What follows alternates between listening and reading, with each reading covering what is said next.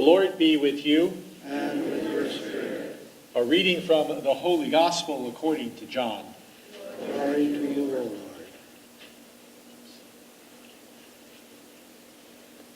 John was standing with two of his disciples, and as he watched Jesus walk by, he exclaimed, "Behold, the Lamb of God." The two disciples heard him say this, and they followed Jesus. When Jesus turned and saw them following, he asked, "What are you looking for?" They said to him, "Rabbi," which translated means teacher, "where are you staying?" He said to them, "Come and see." They came and saw where he was staying, and they remained with him that day.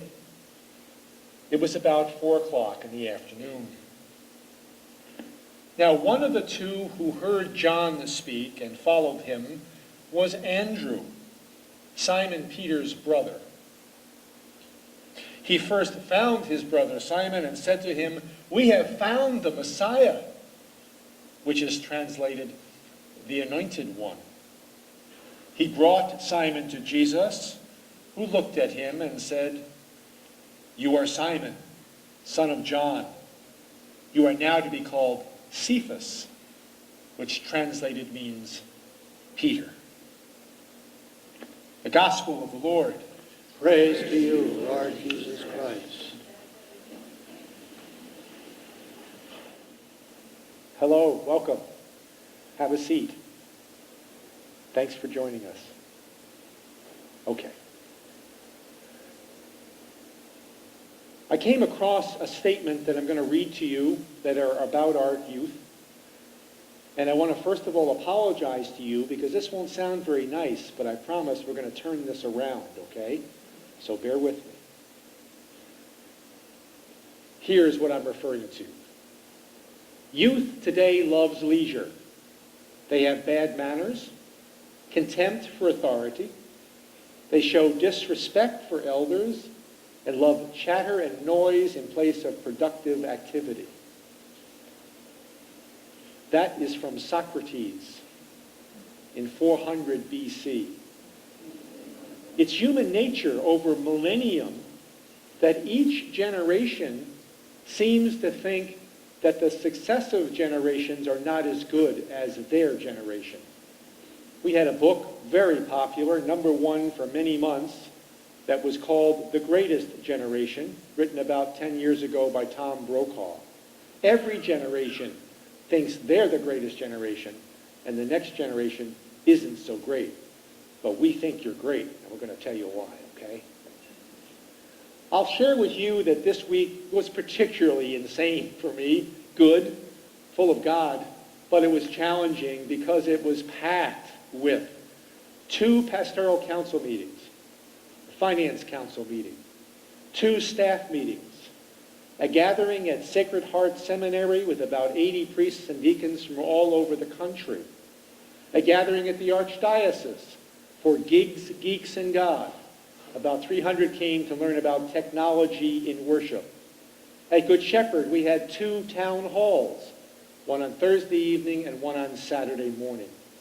And in every one of those gatherings, I seem to recall, if I think back, about 500 in total came to those gatherings. Without it being on the agenda, a lot of discussion was about our youth. And the questions being asked, as I've heard for years now, being a deacon for 12 years and going to these archdiocesan meetings, the same question over and over: where are our youth?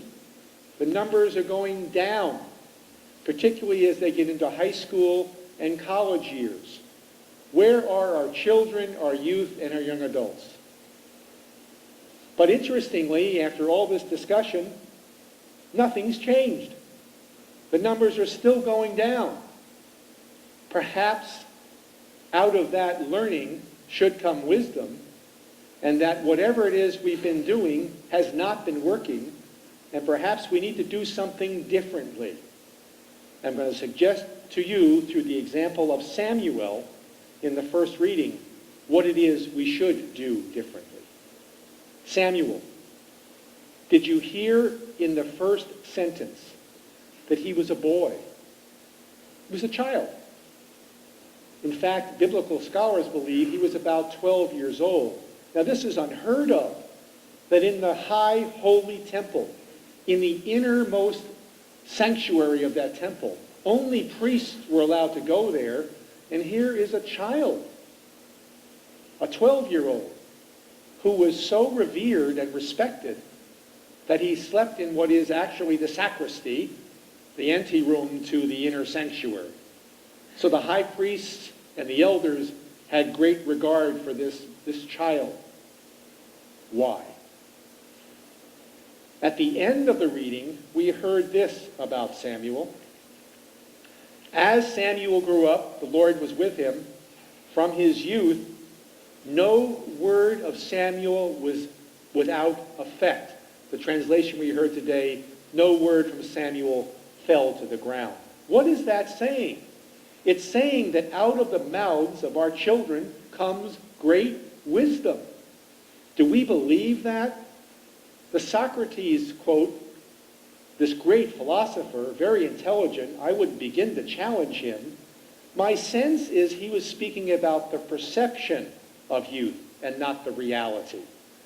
That they're lazy and they just want to play. I think playing is a good thing, by the way. So what I would bring to us gathered here today into our church is that we look at our youth in a different way. We are learning now that the group that is of most concern to us are the millennials, those born since the year 2000. So those that are 17 or 18 or a little younger, because they are particularly absent. Here's what else we're learning about that age group.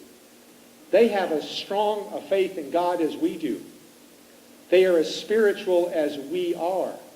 But they're not invested in this. The brick and mortar of a church building is not something that resonates with them. They find God out there. We find God in here. Aren't both appropriate?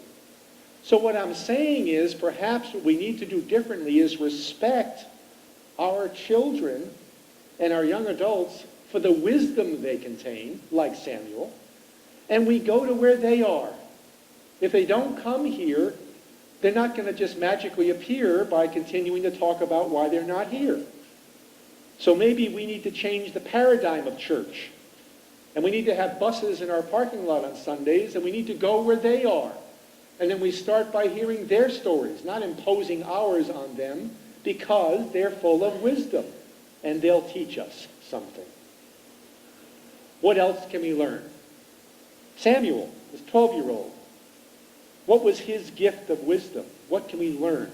He was persistent. 4 times he heard a calling, and every time he immediately answered. He didn't get tired of it. He didn't ignore it. We also found that he was passionate in his support and service of God by serving in the temple. What else can we learn about this part of our assembly? Consider this from a well-known author and poet, Henry Wadsworth Longfellow.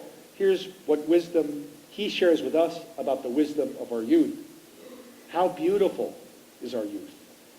How bright it gleams with illusions, aspirations, and dreams. Youth is a book of beginnings, stories without end, each girl a heroine, a princess, each boy a hero. Just in recent years, we heard about Malala, the 15-year-old who lived in Afghanistan, who confronted the Taliban and demanded that they give education to young girls. And they tried to kill her. What great courage. What great wisdom from our youth. What else can we learn from our youth? I love to go pick up my grandchildren at St. Sebastian's and St. Mary's in Waukesha. Because when I pick them up, they tend to be in a time of recess waiting for grandparents and parents to arrive, and it's very diverse. Lots of brown and yellow and white faces. And they love each other unconditionally. They're giggling and laughing and playing, fully accepting each other. Diversity comes naturally to our children. How naturally does it come to adults? What else can we learn? Passion. Our children are passionate about what they do. Whatever they do, it's full of energy. They give it everything they've got. Joy. Put a little differently than I put just a moment ago. Unconditional love. No questions asked. Not where are you from. Not what nationality you are. Not are you a citizen. But I love you. And let's go play. Shall we? One other thing I'll share with you about the power of the wisdom of the Samuels in our day and age. This comes from J.K. Rowling, the author of Harry Potter, who honored youth by putting the youth in Hogwarts, in fiction, in powerful positions full of wisdom. Here's what J.K. Rowling has to say to us. The aged are foolish. The aged are foolish if they underestimate our youth. We heard in the gospel today, behold the Lamb of God. At Good Shepherd, we bow to you when we start Mass because we recognize Christ in you. And so I would say to you, behold the Lamb of God. We bow to you, children, because God is in you and Christ is in you. We respect you, we give you dignity, and we want to learn from you, okay? So thank you for helping us do that. Behold the Lamb of God. Please return to your seats. Thank you.